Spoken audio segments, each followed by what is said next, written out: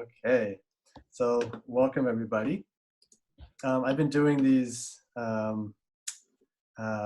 Friday series since we've all been sequestered at home, and each week I've been really reaching out and seeing like who, there's some amazing practitioners and coaches in the area, and today is no exception.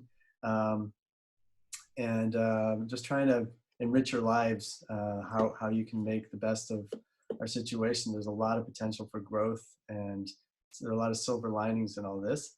And so I'm trying to be helpful that way. So I'm going to go in, I'm just going to tell you a little bit about Vanessa. I've known Vanessa for, gosh, Vanessa, I don't know. I think it's been 15 years. At least 15 years. Yeah. And, so a little bit about Vanessa. She's a parent coach, parent-teacher coach, passionate about empowering parents with high-quality tools to be calm, confident, and connected. So that even though through the toughest moments, they can build lifelong relationships with their children based on respect, appreciation, and love. And I have all the respect in the world for Vanessa, because she's somebody I can vouch for who lives her teaching. And so without further ado, I'm going to let you take over. Well, and there's a little word about Dr. C too. He's helped me out of so many tough health spots. Yeah. So whenever I have any kind of, imbalance or even body pain, or even when I'm under the weather, I actually go to Dr. C first before I go to my regular health, my Kaiser-based health providers, because we often can resolve it through things like neuroemotional technique, active release technique, using hands-on adjustments, but also doing emotional work. And it's just been nutritional work. It's been such a great way to kind of stay well, especially through this pandemic. I've even gone in with face mask, hand washing, sanitizer and everything to see Dr. C, because right now our systems are under a lot more duress than usual. And he's just been such a blessing in my life. So I'm so happy to be here, and it's an honor. And also to be here with our guest today, because my gosh, whether you're listening to the replay or you're here, live with us, like Julia, Raquel, Karen, Don, all good to see you. Hi, Karen, had a chance to say hi. There's a lot that we're juggling right now. Some of us are in the capacity of direct caregivers, where, it's someone in our family or a little one special to us, and others, we're actually supporting the caregivers, like Dawn, for example, as well. It plays that role. And so when we're here together, I just want you to know that one of the things that we're kind of coming up against right now in isolation is, losing that feeling of community and affinity groups, like folks that we gather together with based on our interests, or based on our struggles, or based on our joys, or maybe all the above.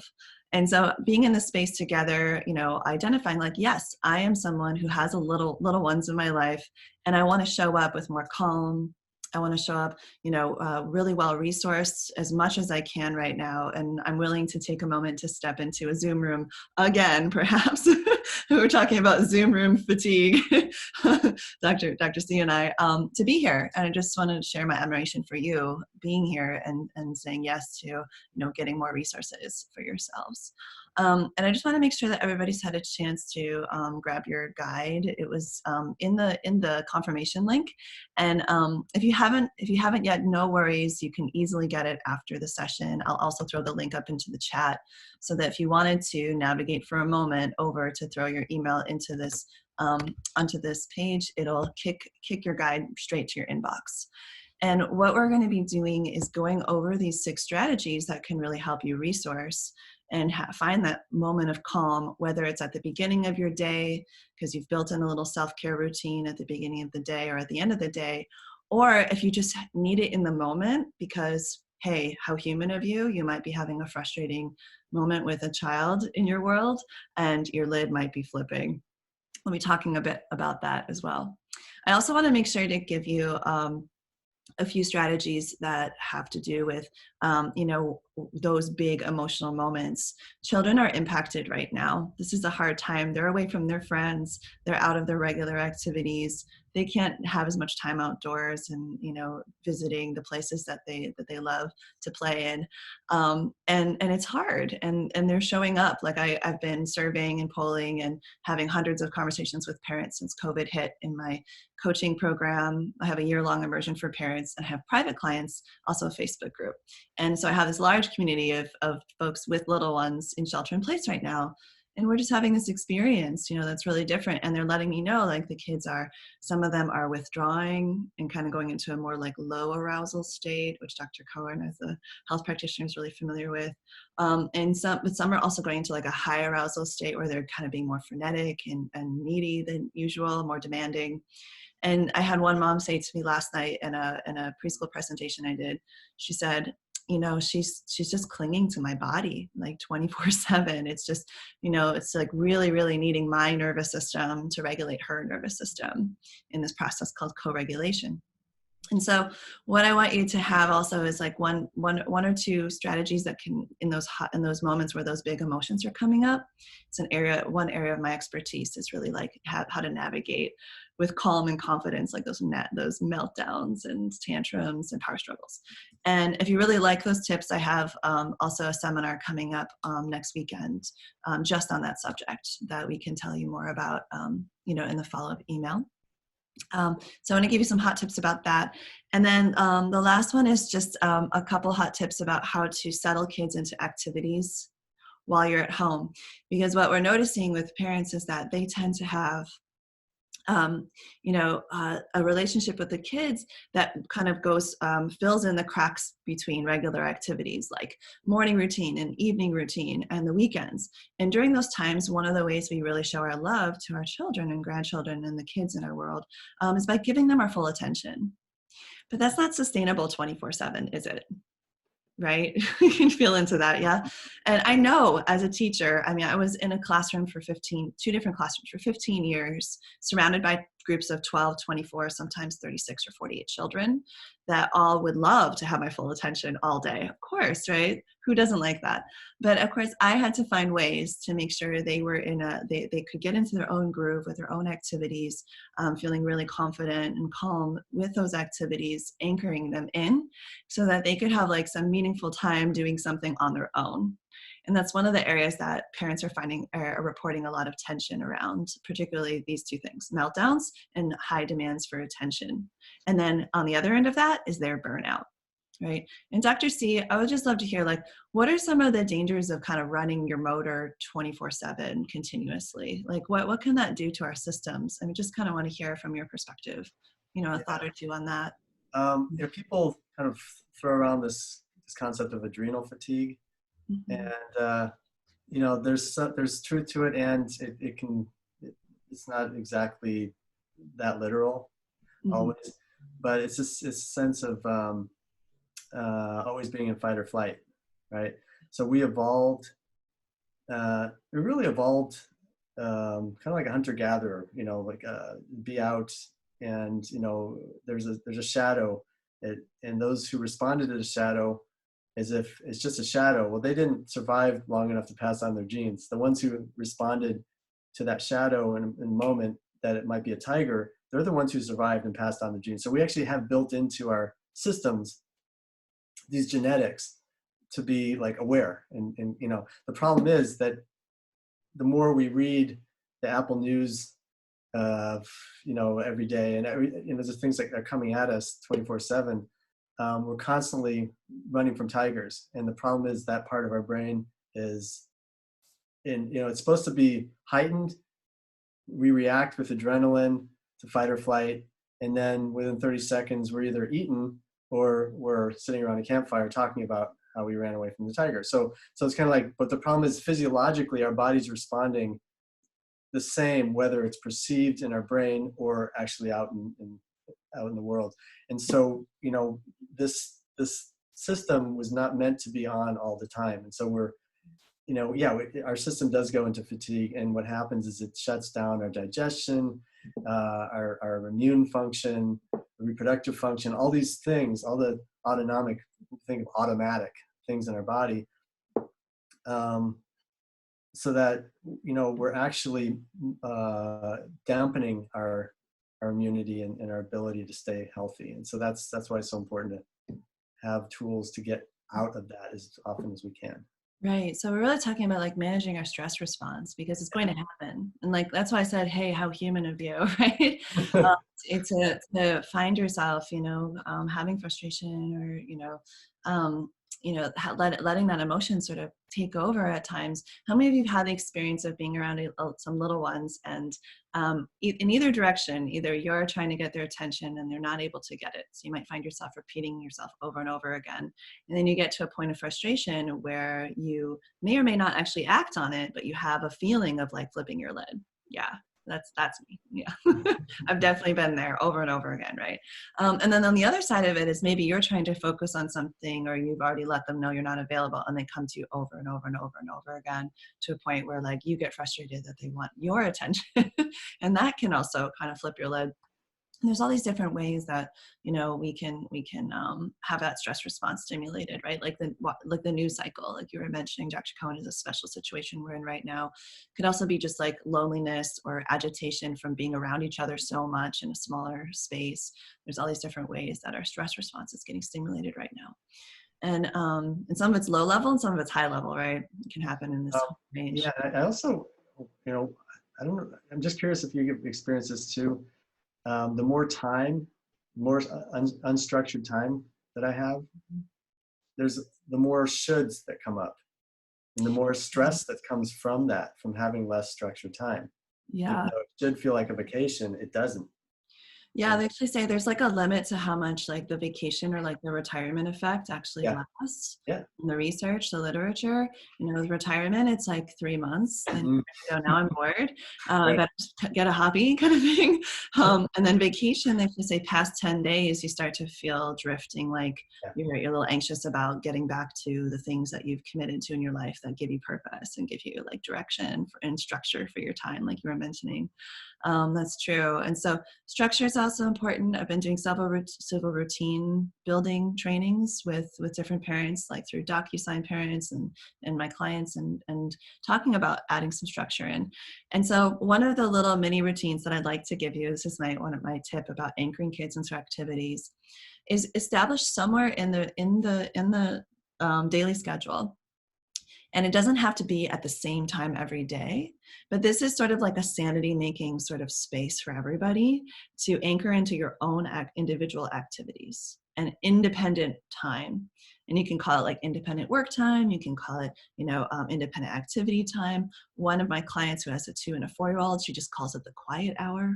And really setting that up for success. It can be so key, so that everybody gets to have some time where they're able to either get some quiet, productive work done, actually take a nice break from things. And parents are using things like screen time and story time and things like that to help create these times during the day. And I don't want to say but, I want to say and, because my gosh, can we please give parents some grace right now to use some screen time? I think that's okay. Actually necessary. And there are ways you can anchor kids into really engaging activities that will sustain their attention and focus for long periods of time. And of course, going back to what I was talking about being in the classroom, I mean, that was my job, my full-time job. About 6 hours a day was to help individual kids. I was in a Montessori class, so age and grade range of 3 years, into their individual work or partnered work, so they could be set up for success and wouldn't need to interrupt their activity over and over again to come get help, right? So anchoring kids into activities is high on my expertise list. So here's some hot tips about that. Okay. First of all, the younger the kids, the more tactile it needs to be. So if they're really young, you need to give them like physical objects to be interacting with and moving around with. And oftentimes you can take an activity that they already know really well and just put a spin on it to add either a layer of new interest or a layer of new challenge. And it can really help them to, like, let's say take some magnet tiles or something like that, where like different colored pieces that are, magnetic, and say, I wonder what you can build with just the red and orange pieces, and give them like a new way to interact with something they already love. it's really smart for parents and caregivers to make a list of things that the kids already really are high interest and highly engaged in as well. Sometimes we ignore the evidence. For example, if there is, oh, sorry, I think my mic just turned off. Which is the sound again. Okay, it's back on now? Okay. If there's an activity or two or three that you find your child, the little in your life, being so engrossed in that it's really hard to pull them out of it. And I'm talking about hands-on activities, right? Something non-screen time. We're trying to build a little rapport of it, or a little list of this. Try to consider that like, oh, that's because that's something that they can anchor into and just really be engrossed and put their full attention on. And add that to your list of activities to put into this either quiet hour or this, this independent work time, this independent activity time. So start with their high interest things, and then add a new dimension of interest to be able to see, to be able to anchor them back into it. You can also add little challenges like, I wonder how many different kinds of shapes you can make with this. I'm just using magnet tiles as an example. You can do this with anything, right? It's art supplies. Instead of just saying like, oh, here, I'll set you up with, crayons and paper. You can say like, you can draw things for them to color in, more like coloring book style, but you could also cut the paper into smaller pieces, have them color each piece a different color, and then they can take that and cut it into strips, and then they can glue that into some sort of collage, right? So there's ways of taking things that they already love to do that you might just kind of go with like a simple, here's your supplies or here's your Legos, and you can shift it by adding a level of interest, or challenge. And then another thing that you can do is name this time a special name. So one of my clients, has a child who loves animals. And so I coached her about introducing this time to her daughter. And we said, well, how about you call it something like tortoise time? Because the tortoise is an animal that really doesn't interact much with other tortoises, right? They kind of parallel play, we like to say, right, in the early education. But they don't play, collaboratively. And I was like, so let's have some tortoise time where we are going to be like little tortoises and going to go do our own activities. And her kids loved it because it was just fun and playful and clever. And they could understand what it meant. They could relate to, oh, they don't play together. They do their own thing, And another thing that's really helpful with this is taking the time to really introduce them to this concept before you're asking them to follow through on it. And this goes for kids and teens and tweens and even adult kids. Even adults, we love to have a heads up before we're asked to follow through with something new, right? Like, and if I just walked up to you in your office, Stefan, I was like, hey, by the way, I installed some new software you're going to use now. Okay, here you go. And I expect you to just like, right, figure it out, know how to do it right, and not get frustrated, not have a question, or not just go back to the old software, which is easier. And you have all this life experience even, right? And and maturity to kind of maybe like, well, I guess I can figure it out. But think of the little ones, right? 3, 8, 12, even 18. They're going to go, oh, come on. Actually, the funny thing is the young ones would say, no problem. We'll say, oh, come on. Yeah, true. Well, the young ones don't know any better. They don't know how challenging it is to just go for the new software.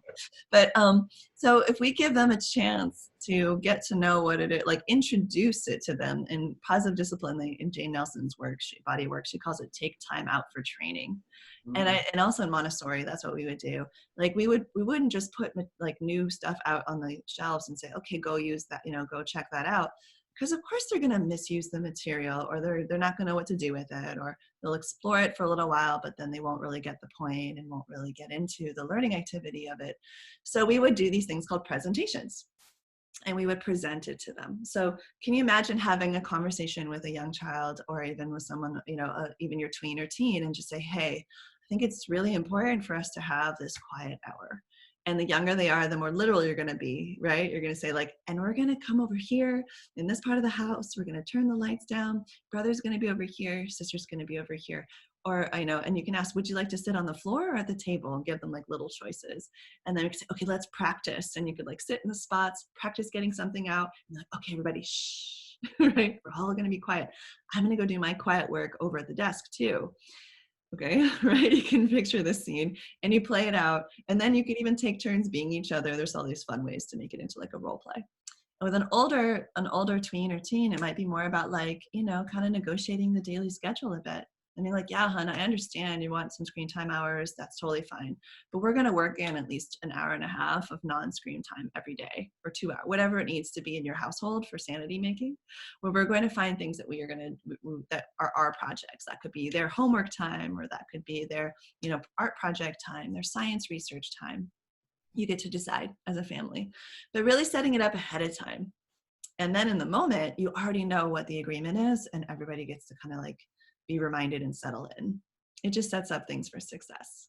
And that works with things like setting limits, with new routines, with solving problems, ongoing issues in the family. It's one of my big go-tos I coach my clients about, is taking some time out for training and setting aside that time and even role-playing it through, rehearsing it.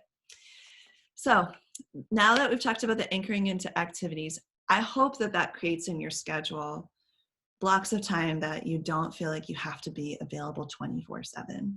That's really what's been wearing a lot of parents down. And also an alternate version of what it means to like show love and show your appreciation for your child, because we often as parents feel like we really do need to give that undivided attention, or somehow we're not really showing them that, we're there and that we care about them, when in fact it's not sustainable. And it's actually better for them in the end to have some time where they're not constantly demanding things of other people. They really need to practice what it's like to be with themselves and play and learn and discover as well. So then the next thing around the lid flipping I wanted to talk about, and that will then lead us into our 6 strategies. If you have anything in the comments or in the chat that you'd like, anything that you just took away from that piece that really spoke to you or resonated with you, or something you don't want to forget, go ahead and throw it in the chat. And also let us know what age are the little ones in your life. And the reason I'm encouraging you to do that, just taking a moment to go and put it in there, is it will help you to integrate what you're pulling out of this training, and help you feel really good at the end of this. That like, okay, I've got my nuggets, I've got my gems that I'm taking with me. So go ahead and put them in there. So Maria's saying a 6-year-old boy who's active, who has a hard time to concentrate. Gotcha, Maria. So what of the anchoring in activities, or the tortoise time, or the, rehearsing ahead of time, taking time out for training, any of that really spoke to you, that you're like, oh, even if it's remembering, if it's not a new thing that you're learning, go ahead and throw that in there too, so we can, reflect it back to you, and you can really, really integrate it and remember it. So as you all are doing that, I'll just go ahead and start the next piece. So when kids have big emotions, there's something happening that Dr. Cohen was describing so aptly, which is that, we have these different parts of our brain that were passed on from our evolving ancestors. And the part of our brain that's really in charge of our emotions happens to be one of the oldest parts of our brains. And as this is a great thing you can explain to children too, there's a limbic system that lives kind of in the center of the brain. If this was your brainstem, it's the bottom of your skull, it would be like in the middle. And then all that gray matter, all that, kind of higher level thinking part of our brain kind of wraps around it as our cortex. And the front of it is the prefrontal cortex, the PFC. Inside, we have something called the amygdala. And kids, even 3-year-olds, have done this with me. I'm like, PFC, and they're like, PFC, and I'm amygdala, and they're like, amygdala, they're saying it right. But they get it, and I'm like, okay, and this is your upstairs brain, this is your upstairs brain, this is your downstairs brain, and this is straight out of Dr. Daniel Siegel's work on social emotional growth and regulation. So, and I love it, and all my clients love it. Everyone I've taught this to has just been, and the kids, they love it too, because they'll come up to me, they'll be like, Vanessa, my lid is flipped. Well, they'll just go like this because they're nonverbal, they're too upset, right? And so what happens is when you get upset, or when humans get upset, there's a disconnect between the very high order thinking part of the brain, the PFC, which does smart things like make decisions and have like short-term memory that they can, kind of compare choices, take perspective and show empathy, those kinds of things, require some activity here in the PFC. But when we're upset, these parts of the brain really kind of like, when we say flip your lid, it really happens where these two parts of the brain kind of have a disconnect, where now the alarm center, the amygdala in the center of your brain, which is that fight or flight instinct Dr. C was sharing with us, becomes in charge, which is why, so that you can tell your feet to run from the run or hide or freeze when the tiger's there, right? This is really helpful. However, we need to be able to put our lids back on, which is that recovery period around the fire, Dr. C was saying, that allows us to then be able to get back all that higher order thinking. So here's my big tip around being around kids whose lids are either cracked, half off, or all the way off. And I would guarantee that in this shelter-in-place situation, and just being young, by the way, even out of COVID, this workshop that I give around regulating emotions is my most popular, because little ones are still growing their nervous systems, right? Their brains. But especially right now, I guarantee that on a daily basis, your child gets here, at least here, and maybe here. And if you can relate to that, say like, I hear you, and let me know about your meltdowns and tantrums that are happening at home, because it's just real. It's happening. It's happening with all my clients, everybody, every parent I'm talking to. So they're at least here. So it's really helpful for us to be able to become, and here's my hot tip of what to do, which is a partner to what not to do. So my hot tip of what to do is try to become a really good, what I would call a lid detector. In other words, kind of reading like, where is my child in terms of their higher order thinking and their emotions? And am I talking to a child with their lid cracked off, half off, 3/4 off, or all the way off? Yeah. And so where are they? Because depending on where they are neurologically, emotionally, intellectually at that moment is the brain you're going to need to speak to and coach through the moment.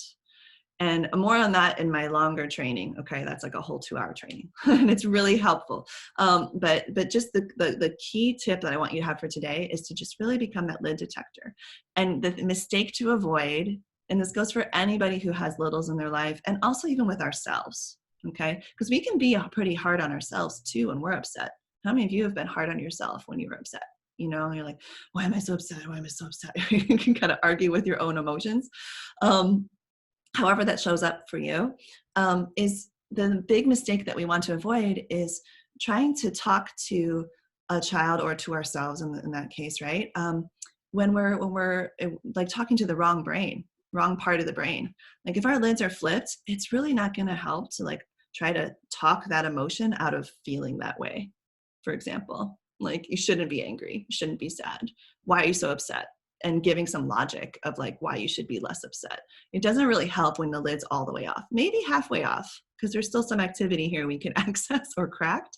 But once we get the 3/4 and up, you really got to address the emotion first and take care of it, feel through it, and do some of these calming strategies that I'm going to be sharing with you. So become a really great lid detector and try to avoid the mistake of talking to the wrong brain and trying to address, but with logic, high emotions. Yeah, especially. All right. So again, if you got something out of that piece, go ahead and write it in the comments to help you continue to integrate what you're pulling away from this training. And I'll read back some from the beginning. Oh, Jeff's here. Hi, Jeff. Nice to have you. I haven't seen Jeff in a while. Oh my gosh, my mom's even here. Hi, Mom. So let's see. Jeff says, my 11-year-old boy is doing super well. He's really organized in his schoolwork. However, his 8-year-old girl seems to need far more attention from us every 5 minutes, it seems. Jeff, I hear you.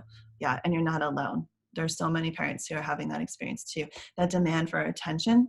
And I wonder if you had caught the first part, and if not, we're going to send you the replay about anchoring your 8-year-old into activities that she can really settle into and maybe have that experience of needing less from you and really feeling more self-reliant and more confident and settled in.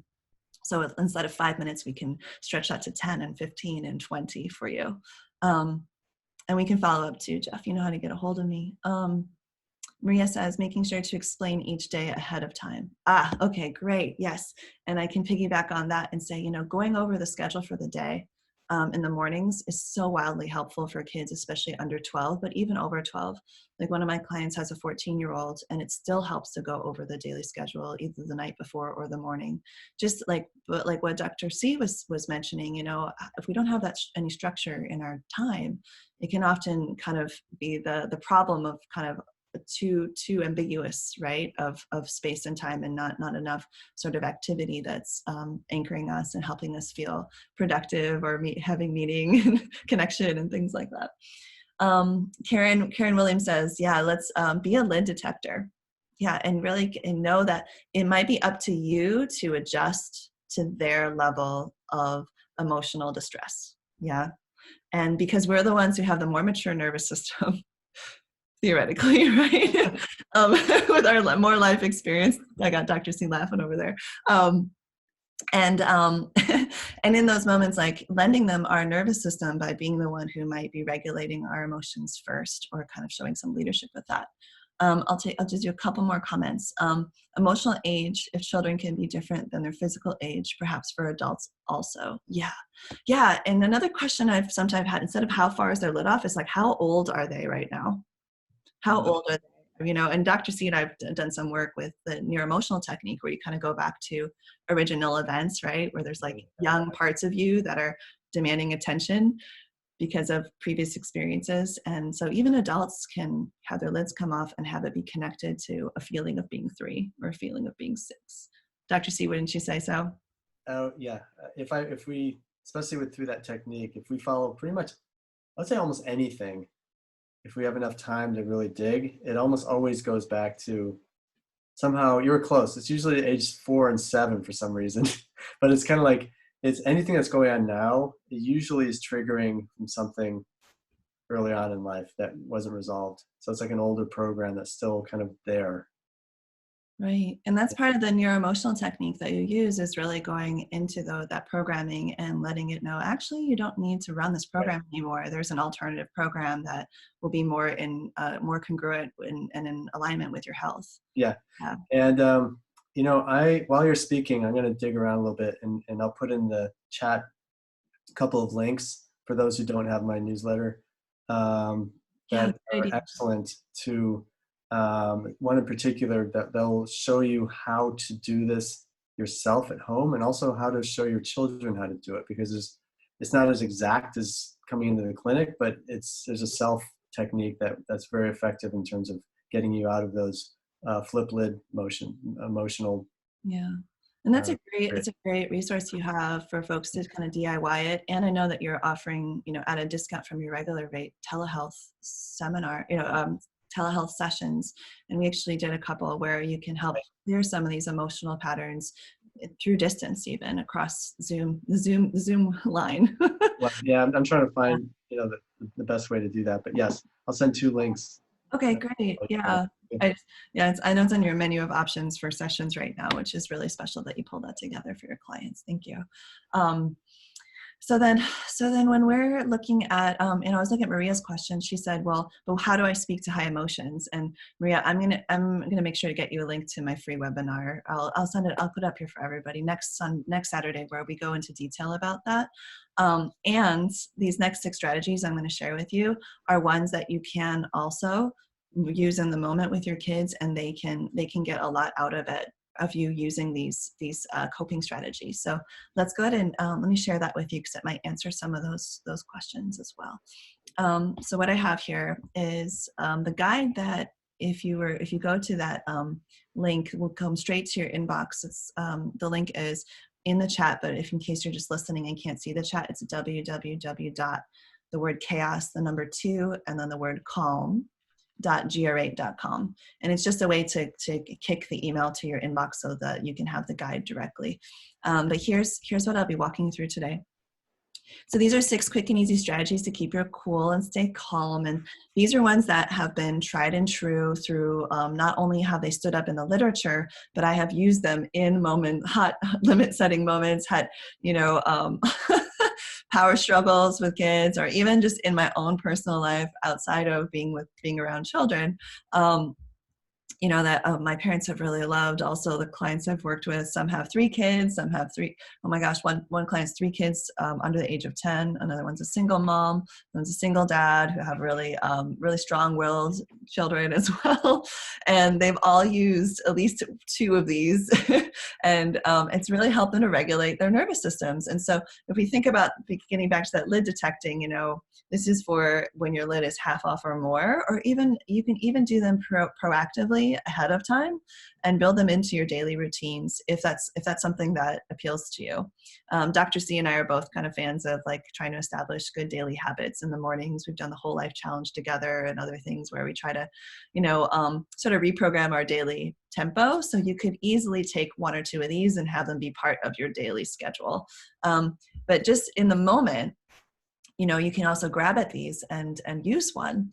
And what I've found is, and what the research has shown is that when we regulate our nervous systems in front of children and we explain what we're doing, and we gotta take the stigma out of being out of emotional control, and that's really hard sometimes, because I think what we tend to do around children is try to like keep it together and not show our emotion. And it makes sense because maybe we're trying to stop from doing things like yelling or, like giving in or whatever it is. However, if we can catch it before that moment, that make or break moment, and actually share with them a little bit about how we're feeling, hopefully in a blame-free way, not like you're making me mad, which is a little different from saying like, I'm mad right now. Like my hands are getting tight. I can feel my cheeks are getting hot. I'm upset right now.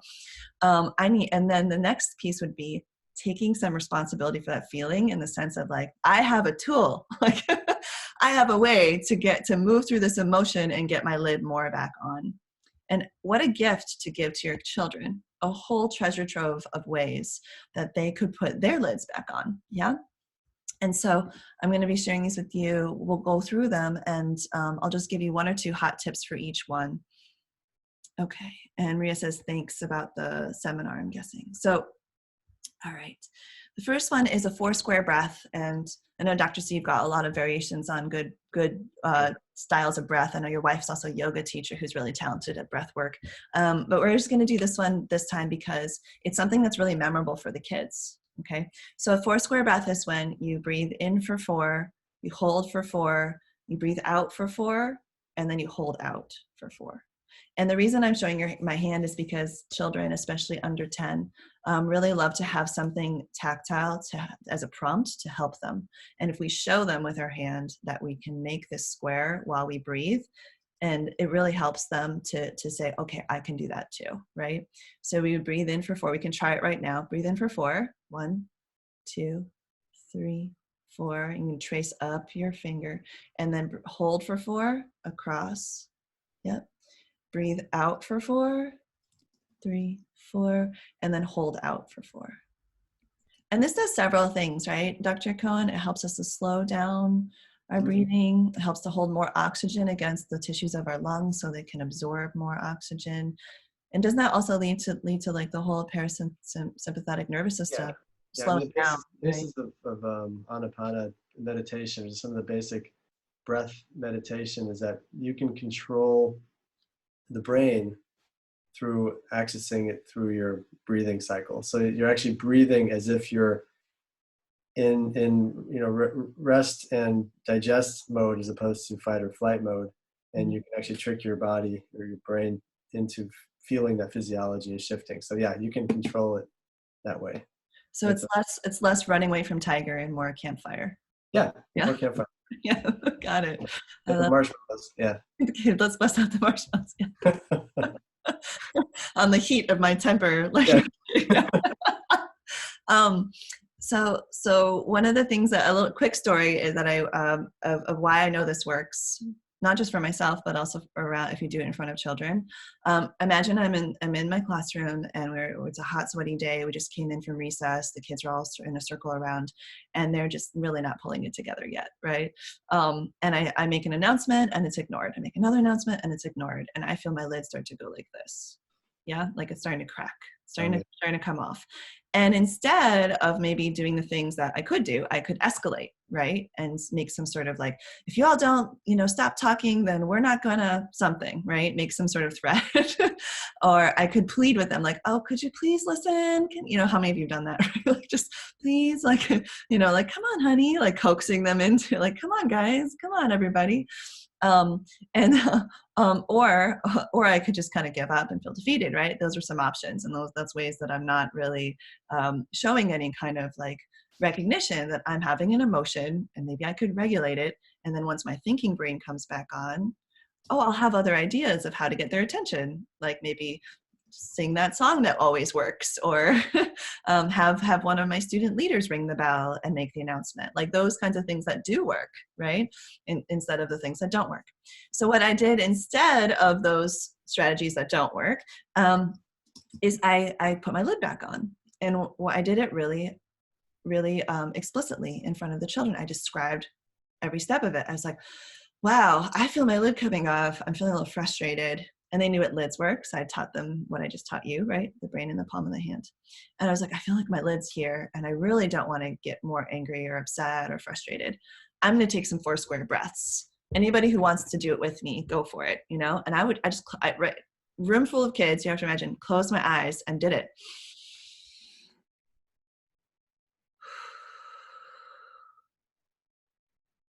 And I peeked, and like a couple kids were like, what is she doing? And another kid who was like, trying to figure out in their hand, and then a couple of kids were ignoring. By the 3rd or 4th or 5th time, over half the kids had entrained with me. Basically, they had co-regulated with me. They had decided to join in with a calm strategy. And the other half were like watching, like, whoa, this is cool. Or like, what is she doing? Or and looking around like, what's everybody doing?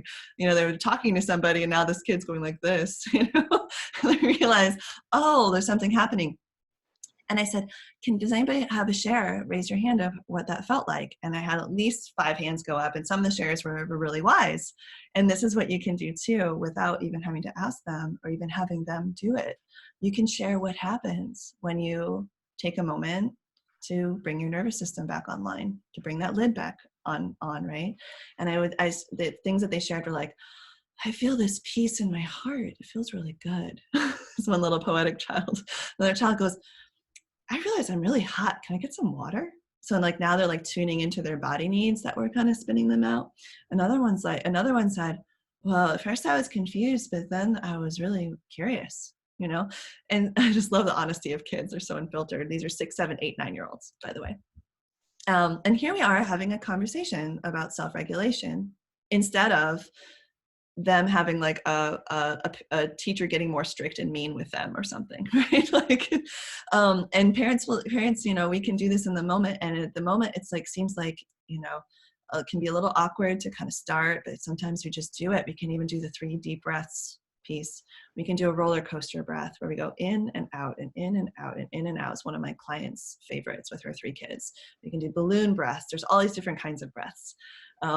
And like one of the prizes in my Facebook group that I love to give away is this book called Breathe Like a Bear, because there's like all these different ways that you can breathe like animals that little kids love. So that's the first one, breathing. And if you don't remember any of the others, this is the one. This is like the master one, because it's a direct hack into your nervous system. Wouldn't you agree, Dr. C? Mm-hmm. Yeah, right in there. Now, the next one I'm going to share with you is something that I know, Dr. C, you're familiar with also. It's really using, and I would love for you to speak to this more physiologically because you have more knowledge on this than I do, but it's really harnessing the body's ability to release tension. And sometimes we have to trick our body with more tension to get it to release more deeply. So we can be at this like lower level of tension that we can hold, like stress in our shoulders or stress in our necks, maybe a tight pit in your stomach. You might be clenching a little bit with your jaw or your fists. These are all signs of stress, stress response, and holding tension. And there's a saying that says, tension held is harmful. Tension held is harmful. Tension held is harmful, right? So keeping that in mind, what you can do is you can try and just relax and move your shoulders and kind of wiggle it out and do the stretching and things like that. Those are all really helpful. But the quick hack in the moment, 30 seconds or less is to tense every muscle you can for 10 seconds. And you can try it right now. So start with hands and feet and calves and forearms and biceps and the middle of your body, even your face, and tense it up and hold. Do it. If you're not doing it, try it now. And then let it go and shake it out. And what it really, and move it, maybe wiggle a little bit or do some rotating, just move and see what happens. What it does is signals the parts of our, I believe Dr. Cohen knows this more specifically, but it signals to our body to release more deeply when we do build that tension up. It's sort of like a knock, knock, hey nervous system. There's a lot here. We got to let it go. And Dr. C, can you speak to that at all? I think there's something that you've actually shared with me before about the body scan, right? I'm trying to access those files in my brain right now. Yeah, no worries. I've kind of put you on the spot. Yeah, but it makes me think of lion's breath in yoga, which goes back along, Put your eyes back and open your mouth. There. Yeah. But it's like, tightening and then loosening everything, like the extremes. Yeah. I don't have anything to add to that. If it pops into my head, something to add, I'll jump in. Okay, sounds good. And so I'm going to roll through the next 3 and then maybe leave the last 5 minutes for just letting you know a little bit more about the seminar and also any questions that come up, discussion. So the next one is called Positive Self-Talk. And this is a way that we can really speak to our own emotions. But then what Maria's question was like, how do you speak to high emotions, right? One of the biggest things we can do in those higher emotional moments is just to acknowledge ourselves. And for having them acknowledge the emotion and just be like, hi, I see you. Like, I feel you. Like, okay, that's anger. Like, even just naming it gives us a little bit of distance from it to now kind of shift into this more observer role and have a little more say, a little bit more control over like what happens next, right? You kind of feel into that because you're just like, until like, oh, I'm angry. It just sort of does give that little bit of space. And then kind of speak to yourself like you would to a good friend. I think it's one of the best ways to practice self-compassion is like, how would you talk to somebody that you really love and care about and you feel really connected to?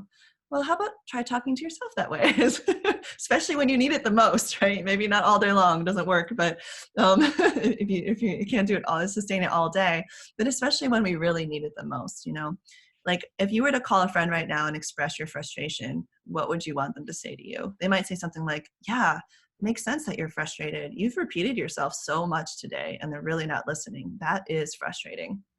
And you can actually say it to yourself, like, this is a frustrating situation. No wonder I'm frustrated. And sometimes just giving yourself understanding and support around that can be really powerful. And it's just, and oftentimes it helps us from being hard on ourselves for even having the emotion, which is a little trap that we can get into. So it's like, okay, this makes sense. I'm frustrated. It's a frustrating situation. And the other thing you can do is remind yourself of a time that you were in a similar situation and you got through it. You're like, 2 days ago when she had this huge meltdown, then I was able to get through it, and sometimes you even can pull some thoughts from before, right? Once you give yourself a moment to be like, we're going to get through this. Because oftentimes the limiting belief or thought that's in the way is like, oh, it's always hard. It's always going to be like this. I'll never be able to figure this out, or my kid will never listen to me, right? Those always never statements come in when our brain is flipping. And we get out of the nuances and the grays. So being like, actually, is this always true? No. Or is this never happening? No. I mean, sometimes we do get through this. Okay, I've got a little piece of hope back. I'm going to try again. And sometimes, affirmations are helpful, especially if they're really just reaffirming what's true. Like, I love my kid and I really am trying my best here. I just, and I'm human. I need a human moment. I need to step away, take a break, right? Those kinds of things. So there's more in the guide about that. This is a tried and true one called Redirect Your Attention. And we do this a lot with the little ones without realizing it, especially under age 2. We go, a kid is crying and man, they cry about things that just don't really even make sense sometimes. You've all been there, right? As parents.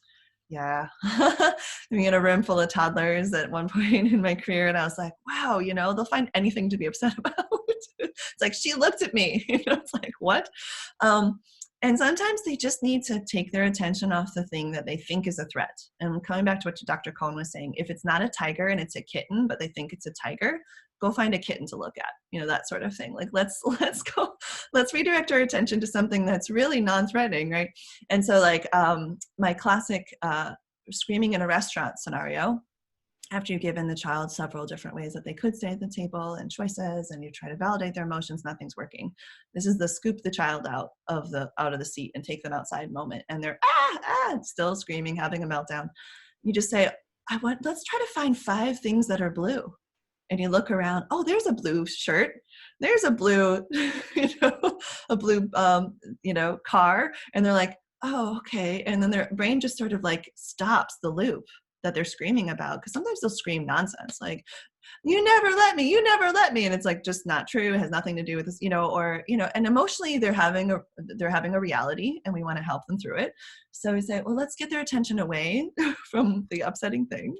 And then once their lid's back on and they have their thinking brain back, maybe we can access some of the truth, right? The reality of like, oh, actually, you could have a turn if you stopped yanking it out of your sister's hand. Oh, interesting, So that one, redirecting your attention. And as adults, we can do this for ourselves too. And that's where the take the break can be so helpful.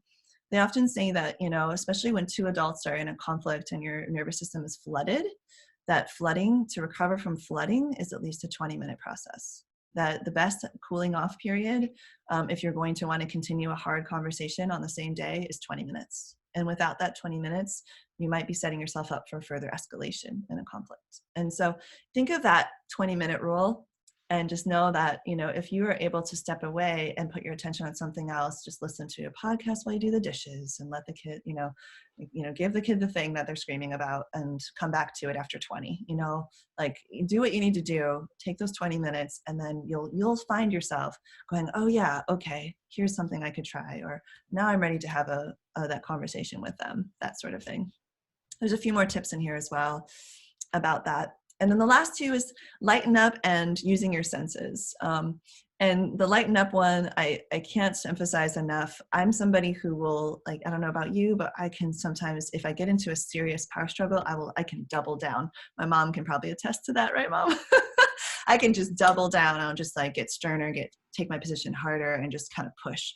And oftentimes what I need, or what the person who's talking to me needs to do, is just say, can we just like take a moment from taking this so seriously? Like, does it have to be so serious? And oftentimes we can be a little silly and crack a little joke or say something in a sing-song way, or even put on a little accent and pretend that we're Australian for a moment, and it can really mix things up with the kids. We can make fun of ourselves. It's really helpful. Kids love self-deprecating humor, especially when you pretend to not know something that you obviously know, like, oh, do shoes go on your head? And they're just like, oh my gosh, no, there's so many ways to lighten up and crack a joke and be silly, and just know that like you're not losing a battle if you're in a power struggle if you take a moment to lighten up. You can absolutely come back to the issue, revisit it, and just come from a better place of connection.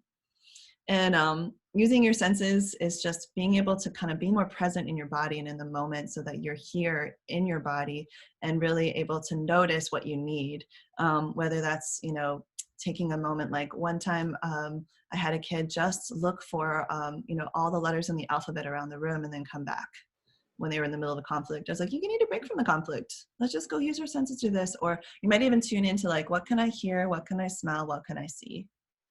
And then how do I feel? Because sometimes going straight to how do I feel can be a little bit too pointed. How do I feel? I feel upset. It's like, okay, got it. Oh, Jeff, nice to see your face. So yeah, I wanted to, and you can often bring in gratitude into this piece. A large body of my research is in gratitude. Usually in our physical space, you can find at least one thing to appreciate with your senses. Something that looks nice, something that feels nice, something that sounds nice. Putting on a music that you like can really help your nervous system relax. These are things we forget about because we tend to get kind of in our little ruts of what we do pay attention to and what we don't. So it's just kind of turning that appreciative lens towards our environment and seeing what is beautiful, what makes us feel inspired, what feels comforting, those kinds of things. even in our calm down corners, which we build out, I build out with my clients so that kids have a place where they can go and like really resource themselves and cope and have self-soothing tools.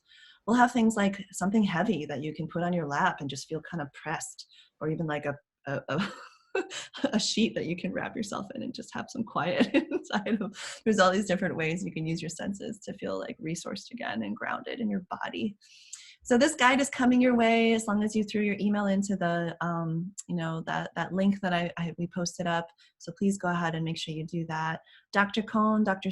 C has also pulled out some resources for us. Do you want to tell us about what you put into the chat, Dr. C? Yeah, so there are 3 links that I've been putting on my last few newsletters too. One is called First Aid Stress Tool. And somebody put together a really nice webpage around it. So just go right there. It explains what it is, how to do it. There's actually a little video, as well as a really nice handout to print. It works really well for children as well. And it explains, like there's our meridians and how to hold them, and cross-reference to they call it neuroemotional vascular points, which is basically, I call it the V8 point. Or the Oive point, but basically it's the forehead. And it just calms the whole nervous system down. It ties in the acupuncture meridian system and the emotions. The next one's called wellnesscheckonline.com, and that's through the NET people. Which is neuro-emotional technique, which has been a really powerful way to address those underlying emotional programming pieces, right? Yeah, and that's their website is netmindbody.com, and those, you'll find that on the top of their homepage as well. And that's just something you can fill out. It's basically it goes through all the different systems of the body. It's a wellness system check, and it's about 4 pages long, but it's pretty quick. And then you can email me a copy if you'd like. And then it kind of prints out a really nice report, and that way I can look at it and even discuss with you quickly just ways to find some balance and what might be out of balance. Well, it's really generous of you to look over people's results with them. Yeah. So they can get us. I mean, if it's really detailed, then we can schedule a longer period, but this, I'm happy to just throw in 5-10 minutes, just kind of let's see what's going on. And then there's a great documentary that the NET people have a research department, or not department, it's actually it's an institute, it's Thomas Jefferson University, and they actually released a documentary called Stressed, and I highly recommend it. It's a good watch. Okay. That's such a good tip. I love it.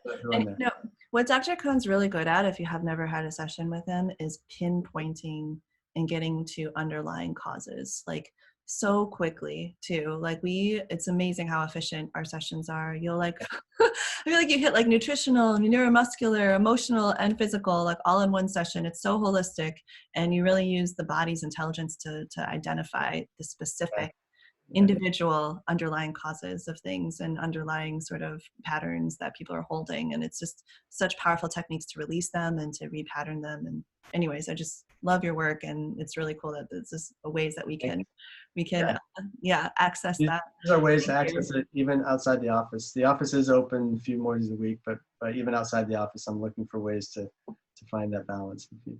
Yeah, and Karen is asking how to save those things. Karen, you can go and you can highlight them on the chat and copy paste. That's really a quick, easy way to do it while we're still in session, so that you don't lose those links.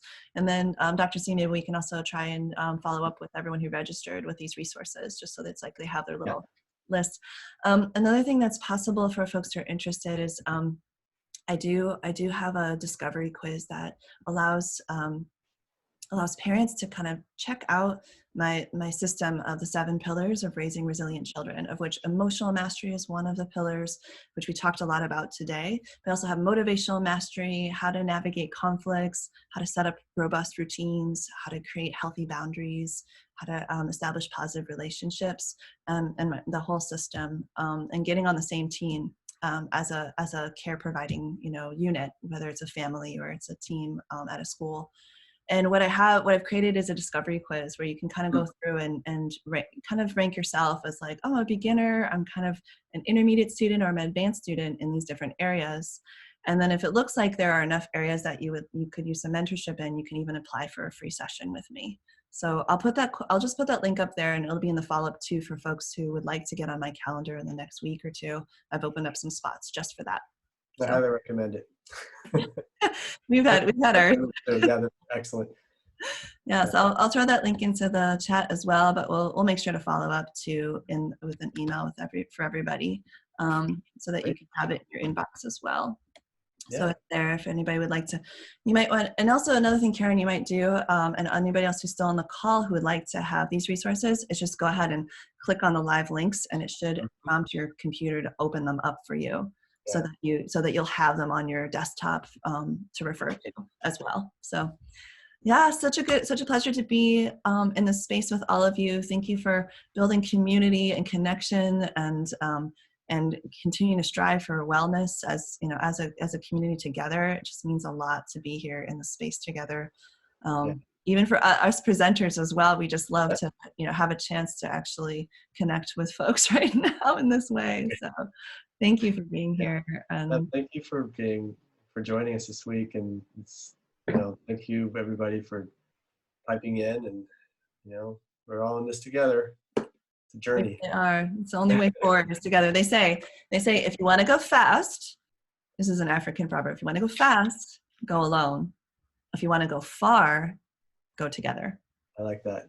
Yeah. So maybe we can leave with that, and take care, everybody. Lots of love to you and yours and all your littles in your life. And we'll be in touch through email to make sure those resources are in your inbox for you. Okay. Well, thank you so much. This is one of the unseen few blessings of this shelter-in-place pandemic, and I just have to say that I'm very grateful. Thank you. You're so welcome, Karen. Good to meet you. Okay, everybody.